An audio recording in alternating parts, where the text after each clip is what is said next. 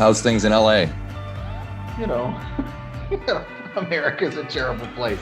How are Well, things in New Zealand? as you can probably tell by my accent, I'm from there. Yeah, that's what I gathered. Where are you from? I moved here from Rochester, New York. Oh, I like that place. It's nice. Yeah, very good. Well, I'm sure there were. So what's happening in LA? What's the vibe like? Getting ready for the big Easter weekend? I think just with the neighborhood I live in was pretty brutally beat by the pandemic, so Right. it remains pretty dark. Right. Well, it's interesting that people are in isolation all over the place, and you've decided to put out an album of duets. Oh yeah. So what prompted you to do that? Well, we decided to do it before the pandemic started, so it's not necessarily. I mean, it's kind of a fortuitous, accidental comment on the state of the world, but it wasn't the initial plan. Right. I had just in a relatively compact period of time, I had several people that I was very close to personally and had a music business relationship with, just for lack of a better description, just fucked me over pretty brutally. And it was just coincidental that it was so many people all in a short period of time. Right. And I'm a overly emotional person and just don't handle stress really well. And I'm like a centimeter away from crazy on a good day. So it led to me having a nervous breakdown. But at that same time, a lot of people that I had not expected to hear from, and a lot of people interested in the band that I play in, and some other close friends, took great pains to reach out and see how I was doing. And it was, I was seeing it in therapy at the time also, but it was that way more people showed me, generosity and thoughtfulness and kindness than had treated me badly. And it helped me really pretty quickly get my feet back on planet Earth. And so the idea of doing the record as duets, although the record is not really about this, but the concept of doing a duet was to just say, essentially, thank you to other people for showing their humanity, saying thank you to humanity for being humane. Right. Or to be, maybe serve as a symbol of that gratitude. So kind of reinforced your basic feelings about folks that you know, and well, yeah, or just I don't really like people, but it was people who essentially saved my mind from total destruction at this time. So thank you to people for that. Glad you made it through that. It sounds fairly harrowing. It was dumb, but today's a new day. Very good, very good. And in LA and in the States in general, does it feel like it's a new day there? It's hard to say. My bandmate Angela, her day job is in public health. Right. So and the part of Los Angeles she works in is has had one of the worst instances of death and infection in the whole country. So I don't know if I necessarily have and I don't have an even perspective on it, because Right. She and I are real close. We talk together all the time. Yeah. And I have, it's in the house that we share all day, every day. She works 16 hours a day dealing with this particular issue. So to me, it doesn't feel like a new day. Right. Gotcha. That's fair enough. But and to my taste, things are opening up faster than they should be. Right. But the business community cares not about people. So that's a fact. That is a fact. So to the album, it was just released last Friday, I believe, and 15 tracks, collaborations all over the place. How did you approach people that you wanted to work with, and what did you present them with as far as the ideas and the story behind the album and the songs? Some of the people I'm very old and close friends with socially, in addition to being fans of their music, and Yes. Some of the people I know, I mean, we're friends, but I know them essentially through music. Our relationship is sort of more of a collegial type of relationship. Uh-huh. And a few of the people I had never met before at all, I was just a fan of. Uh-huh. So the kind of, you know, the levels of intimacy with each sort of set of singers was a little bit different. But in each case, I sent a rough mix of the song and a guide vocal and lyrics, and said, you know, follow these exactly if you like, if that feels right to you, or do something completely different. But just Right. you know, please be yourself. Right. Do it in the way that is the most real to you. And in every single case, what people sent back blew my brains out. Everybody did such a spectacular job. I was absolutely thrilled with the results. Very cool. Well, I guess the name most people will be familiar with is Sharon Van Etten, who's on the opening track. And there's a video that goes along with it that I believe Angela put together. So yeah, she does all of our videos. What were you doing there? So unanxious to be liked. Maybe because you were tired and the world was in your way. I had walked them home. My only friend, my only love. They were none like them. None and none. the videos are pretty wild. So she's getting good at it. So what was the process? So starting off with that track and that song and Sharon's kind of contribution, can you tell me a bit about the background behind that? Well, that was actually one of the few. There were 3 tracks that we recorded before the pandemic started. Sharon's Alice Bag, and Angela and I live in the same house, so we could do it anytime. Yeah. But the producer John Congleton, that I'm old friends with, did Sharon's last record and asked me if I would be interested in playing on it, and I love her music, so of course I wanted to. But that's when we first met. Right. And I played in her live band just for a few shows. So we got to know each other and become friends through that. It was the same thing. I just sent her a guide vocal, and she came over. And at the time, she was actually pretty sick, so her voice was an octave lower than it normally is. And she sang in the register that I generally sing in, but because hers was lower, it's kind of blended. I sang an octave higher than I generally sing. But I think it was, I mean, I wish she didn't get sick, obviously, but it was kind of fortuitous because I think the song ended up sounding different than it would have otherwise. And I think our voices blended better in the switched octaves than they would have in our quote unquote natural octaves. But she did a wonderful job. I mean, she's a superlative singer, and attached herself to the emotionality of the song with no effort at all. Very cool. So in general, what did you look for with people that you wanted to work with on this record? People like Chelsea Wolfe and just that I thought they were cool musicians, you know. Right. I just people whose singing I love. That was the criteria. Yeah. Now you mentioned Alice Bag. She's on a tune called Knockout. What happened there? What's going on there? Knockout, a knockout. Foul tomato at the gate. Knockout, a knockout. Why did I go out?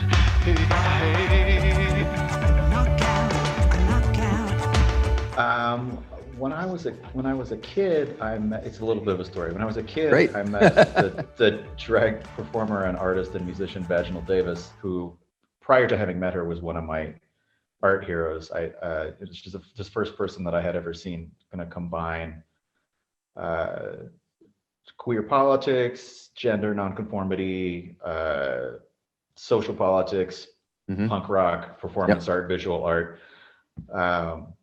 All of these things together. And I'm so glad that I got to see that as a young person, because it completely expanded my mind as to what the possibilities of personal expression and the art life could be. And then several years after that, a friend of mine who's an art, sorry, it's a long story. A friend of mine who's an art professor at NYU asked me to speak with his class, and he's friends with Vaginal Davis. and reintroduced us. And we had a chance to, along with Susanna Saxa, who's also on this record, Right. we did a reinterpretation of the Mozart opera Magic Flute together, and have since done a few other kind of performance art / concert / installation projects together. So anyway, so Vaginal Davis lives in Berlin now, but is from the LA punk scene, the first LA punk scene. Right. And she was having Vaginal Davis has had a couple parties in LA just when she visits, and Alice Bagg, who they're friends from that period, was at those parties, and I met them there. And my bandmate Angela participates in Rock Camp for Girls, and Alice Bagg runs the Spanish language version of that, Chicas Rockeras. So they got to talk through that a little bit, and just from having met Alice at parties. She did not remember me at all because she's 50 million times cooler than me, but she was very nice. Right. Although I did meet her a couple of times, she was very, very nice. When I asked her to sing on this song, she said, "Any friends of Vaginals is a friend of mine." So There you go. that long story. And I thought Alice did a wonderful job also. Blew my mind. It was Right. crazy having a legend like that in my little studio. Right. Right. Because you guys worked on something called Original Sin back in 2018. Is that right? Yeah. It's with Susanna and Vaginal and Angela's in that too. It was like I think we played it about 20 times just in Germany though. And Suzanne appears on the title track, Oh No. Correct. Yeah. Why is that the title track?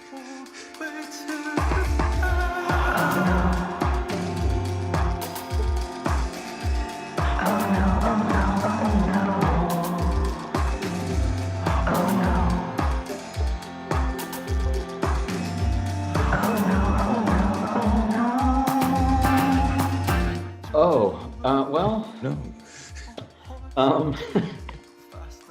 There's a couple reasons. So my one of them is dumb and one of them is a little silly, I suppose. So they're both dumb and silly. All My right. brother is a designer, and there's a couple of reasons why we came up with the band name Xiu Xiu, but one of them was just on a page, the shapes of those letters look good. And my brother Right. said, as from a design perspective, Sure. choose it, because the other band names that I had before, were like 20 names in the band. He's like, this looks terrible, man. No one can attach themselves to this. Have your band name sound and look good. Right. Right. Gotcha. So that was part of it. And then, oh no, just the shapes of those letters as a square, Yeah. could be minimal, some little minimalist art project. So that's part of it. And then also just considering the state of the world, what other title but oh no makes sense at the moment. That's true. Yeah. That's so, a little bit funny. And it's preceded by a track called Goodbye for Good, which is a pretty dark and angry tune. So was it cathartic writing something like that and recording it?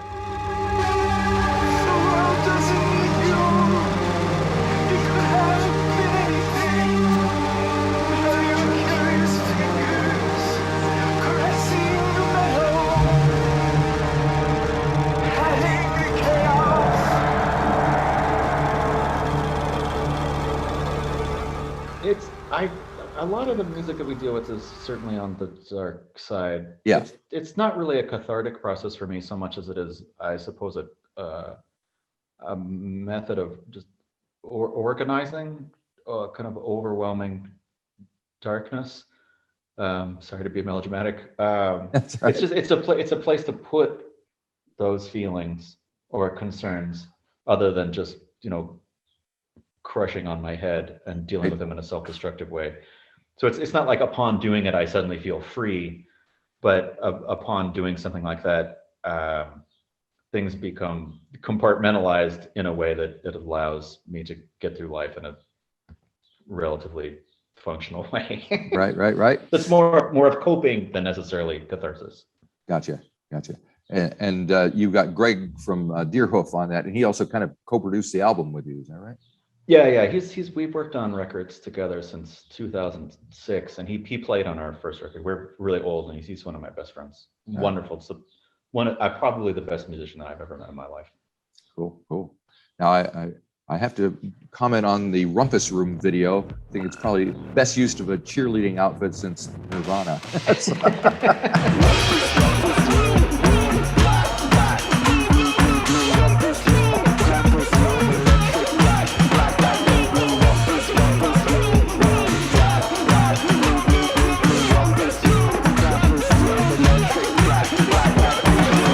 Oh, I forgot Nirvana had that too. That's right.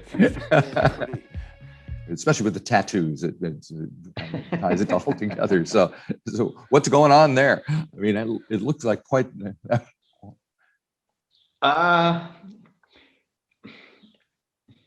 Well, unfortunately, my bandmate is engaged. She did the video, so she could give you a real answer. But Right. The person who played drums on it, David Kendrick, is an old friend of mine. He played in Sparks and in Devo. And when I was a teenager, I played in a band with him, and we recently become friends again. And he's also a wonderful writer, and he wrote a 3-part script for Angela to do the videos. And the videos are kind of loosely based on the script. She took a more impressionistic than a narrative approach.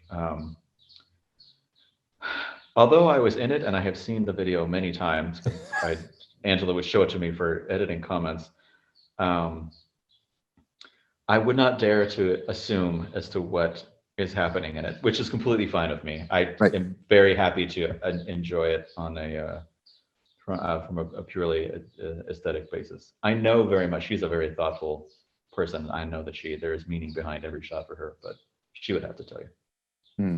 And so how is the musical relationship between you and Angela changed? Has it changed much? How does it work between the two of you?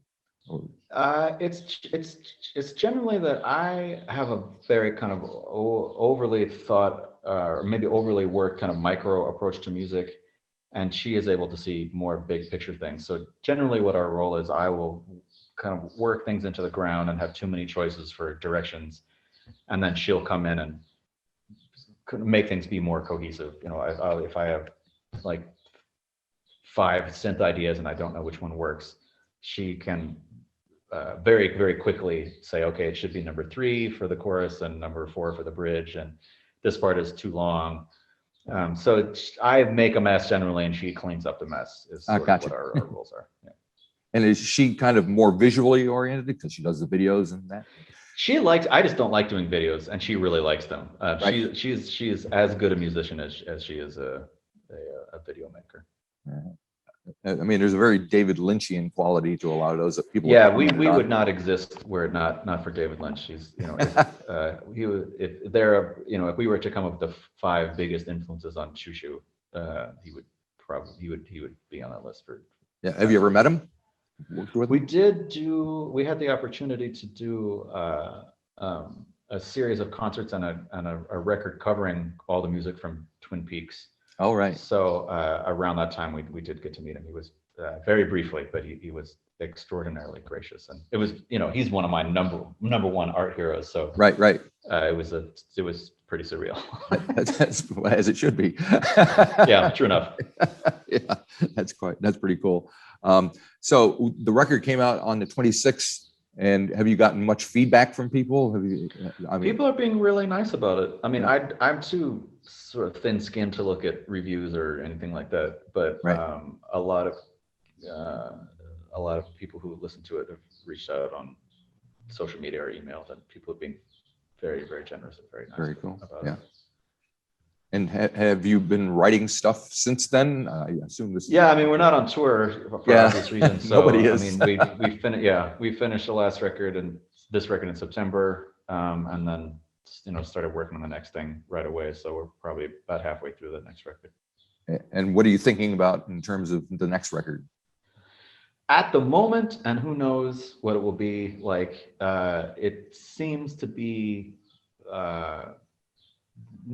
very influenced by kind of modern classical music and experimental music, but the structures are not entirely, but largely kind of art song based. I guess this is hard to put into words. It's maybe like a combination of like Morton Feldman and later Scott Walker records. Okay. But who knows? I mean, Gotcha. It's still fairly early days, but lots of orchestral sound. I guess a lot more kind of normal sounds than we would normally play with. We generally try to make the craziest sounds that we can. Yeah. And I was curious as to what it would be like to do something using. Yeah. And if you were able to, somebody called you up and said, you got a gig next week, what would it sound like? Oh, probably terrible. We haven't played a show in like a year and a half. It would sound super unprepared. Oh, That's what it okay. would sound like. But would you play songs from the record here, or? Oh, yeah. Well, if we genuinely had a gig in a week, I think we could maybe play one song. I don't know. I'm not sure. I have no idea what we would do. Oh man. And have you ever been down to New Zealand? It's been a while, but I think we played there 3 times, but it's been, geez, it's been 8 years. It's been a while. I would love to go again anytime.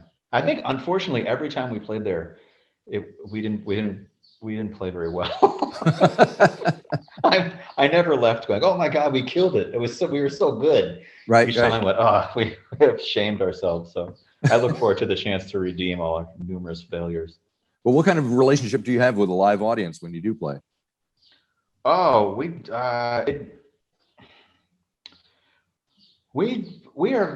really just try to not to just dig in as deeply to the playing and do the best that we can.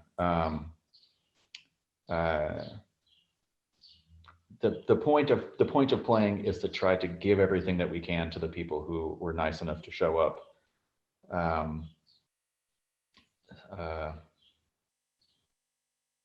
I suppose the relationship would be, and I mean this in a good way, a relationship of obligation to someone who took the time to be there. All right, that's cool. I love the fact I can hear birds tweeting in the background. Oh yeah, it's springtime here, and I have a tile roof, so there's like 100 sparrows making nest on top of my house right now. It seems somewhat odd considering the content of the music. But there you go. That's a great thing. Well, I'll let you go. So, you got any plans for Easter? Well, I do go to church on Easter, but churches are closed, so really? I'll probably look at the clouds and be thankful for what there is to be thankful of. Very good. Well, thank you for talking for Easter. Oh, well, hang out with the family, the kids, That sounds nice. Have a little barbecue, maybe. It's like a good day. Yeah. All righty. Have a great day. Thanks, Marty. Thanks for your time. Thank you. Bye-bye.